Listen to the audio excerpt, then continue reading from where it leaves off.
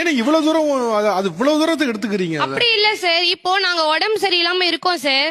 நான் அந்த அட்மிட் ஆன விஷயம் கூட பரவாயில்ல சார். நான் வீட்டுக்கு டிஸ்சார்ஜ் ஆகி வந்துட்டு எல்லாமே ஓகே ஃபைன். இன்னொரு டைமும் நான் உடம்பு சரியில்லாம இருந்தேன். அப்போ அவர் எங்களுக்கு தேவையான டேப்லெட், ஃபுட்டு இந்த மாதிரி மட்டும் வாங்கிட்டு வந்து கொடுத்துட்டு அடுத்து அவங்க என்ன தெரியுமா சார் பண்ணுவாங்க? ஏதோ ஒரு மூவி டவுன்லோட் பண்ணி இவங்க ஹால்ல உட்காந்து மூவி பார்ப்பாங்க. நாங்க டேப்லெட் சாப்பிட்டு பெட்ரூம்ல படுத்துட்டு இருப்போம். கேட்டா என்ன சொல்லுவாங்க? நான் எவ்வளவு நேரம் உங்க கூட உட்காந்துட்டு இருக்க முடியும்? உனக்கு உடம்பு சரியில்லை, டேப்லெட் போட்டு இல்ல கொஞ்ச நேரம் தூங்குன்னு சொல்றாங்க.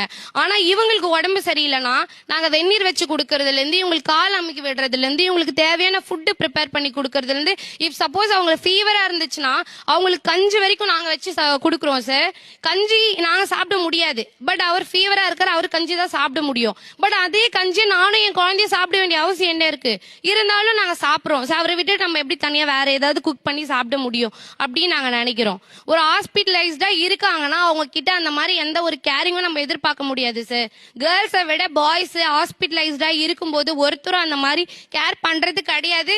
இன்ஃபேக்ட் அவங்க அழுவுறது கூட கிடையாது சார்.